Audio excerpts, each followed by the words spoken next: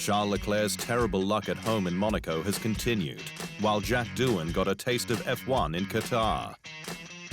You can now watch full 24-minute episodes of The Inside Line at our official home on unbeaten.com.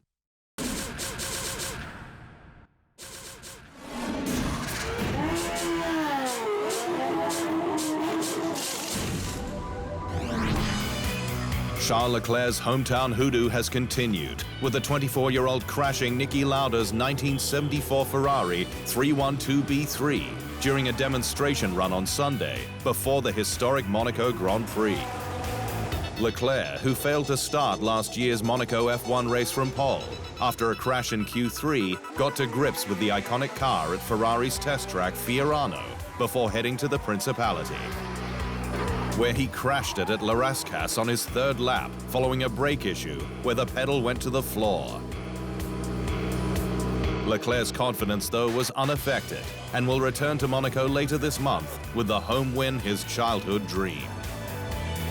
Since ever, and it happened yet. It never happened yet, so I need to make it happen this year.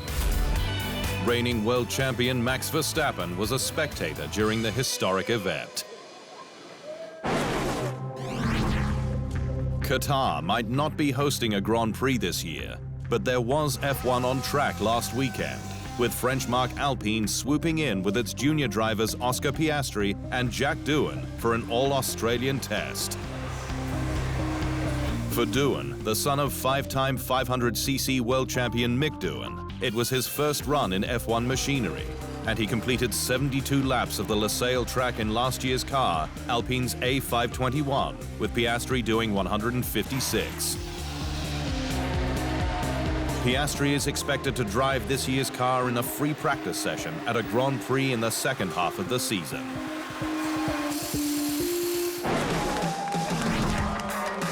Indycar driver Colton Herta's reputation has skyrocketed, following his incredible win in last Sunday's GMR Grand Prix from 14th on the grid in mixed conditions at the Indianapolis Motor Speedway. The race start was brought forward with conditions deteriorating, and the action was thrilling, with reigning champion Alex Palou taking the lead into turn 1. But McLaren star Pato O'Ward got his shot after pole sitter Will Power and Joseph Newgarden bumped wheels at turn 7. Herta, however, was the first onto dry tires, and he cut through the field. But his save chasing down O'Ward for the lead will pass into legend, with the American miraculously catching his spin. Before rocketing past the McLaren driver for the lead. More rain meant more stops, and Herta had to pass O'Ward again, but stayed ahead when it mattered, with the race finishing under caution. That was the hardest race I think I've ever done. Wet to dry, dry back to wet, and thank you so much for the Hoosiers for sticking around. I know you're used to this kind of weather, so thank you very much. Love you guys. Staying with Herta, who will be visiting McLaren's Technology Center next month for a seat fit and simulator session, ahead of his first F1 test later in the year with the famous Papaya squad. Herta races for Andretti Autosport in Indycar, with 7 wins since entering the series in 2018. But said to the sport's official podcast F1 Nation, he's hoping the test fires up interest in the sport.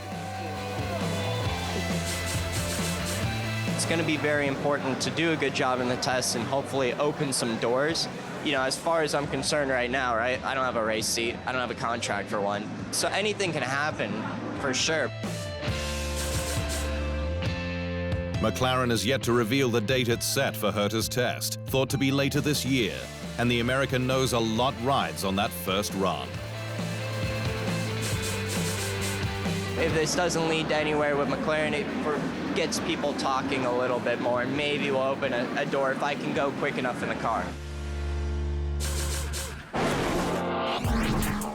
Ferrari team principal Mattia Binotto says he's more concerned with Red Bull's development than top speed, and hopes the rival squad will reach its budget cap limit soon.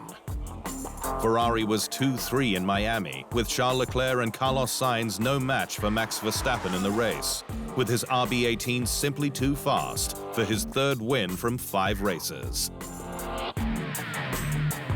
But while the top speed deficit to Red Bull was clear to see, Binotto says it's not a big gap, with Ferrari locking out the front row in Miami. In quali, we had better performance than the Red Bull, so overall in the weekend, I don't think there's much difference between the Red Bull and the Ferrari, he said. Binotto says the RB18 seems better on the medium tires in slow-speed corners, which he believes is due to recent upgrades. Four-time F1 world champion Sebastian Vettel has been given an open offer of an Indycar test with Rahal Letterman Lanigan Racing. Vettel, long an outspoken voice in the sport, said while in Miami that he preferred classic circuits like Road America to F1's latest street track in Florida, no doubt ruffling feathers. But Vettel's words caught the attention of Rahal Letterman Lanigan racing driver Graham Rahal, who offered the German a test at Road America, with the invite backed by his father, team co-owner Bobby Rahal. Seb, it's a deal if you wish, he tweeted. Vettel has competed in just 3 races this year since recovering from COVID-19, with his best result 8th at Imola.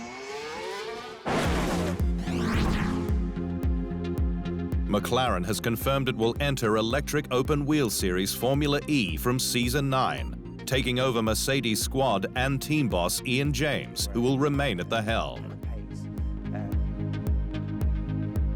McLaren signed an option to join the series in 2021, which it followed up later that year with an announcement it would join Electric Off-Road Series Extreme E from this season. A platform built on its deep expertise in electric racing, with McLaren applied having produced the electric motor, transmission and electronics in the original first-generation Formula E cars. So McLaren Racing's been involved in Formula E since its inception. We're still involved. It's a technology that we've developed both around the motors and the battery, and so it's something that we feel we have a real expertise in. And so looking forward to seeing as Extreme E develops how we can continue to learn and build and use Extreme E as a test bed for our technologies. 1978 world champion Mario Andretti will test a modern McLaren F1 car ahead of this year's United States Grand Prix. The deal was agreed between Andretti and McLaren boss Zak Brown on the grid in Miami during an impromptu live interview with veteran Sky F1 commentator Martin Brundle. Struck a deal with Mario to tick something off his bucket list. He'll be driving a previous McLaren F1 race car at this year's USGP in Austin, confirmed Brown on Twitter. Andretti, who won a race for Ferrari and lifted the 1978 crown with Lotus, was inducted into the FIA's Hall of Fame in 2017. What's your proudest achievement, do you think? Probably winning the US Grand Prix and the Italian Grand Prix the same year. Former F1 driver René Arnoux has said that watching his famous battle with Gilles Villeneuve at the 1979 French Grand Prix at Dijon on TV after the race was scarier than being in the car.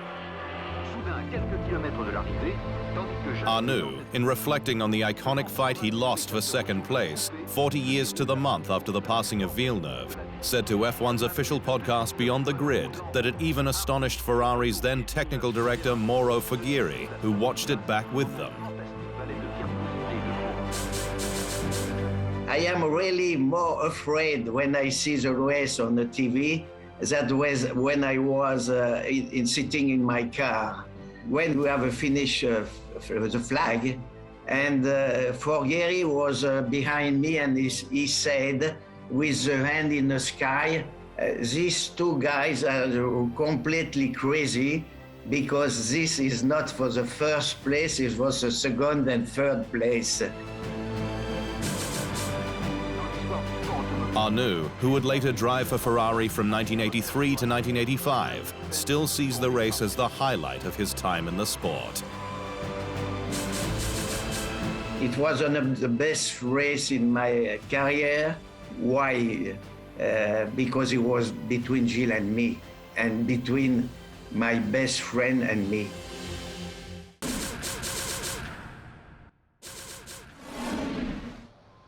Thanks for watching. To stay up to speed on all things Formula One, make sure you hit the subscribe button.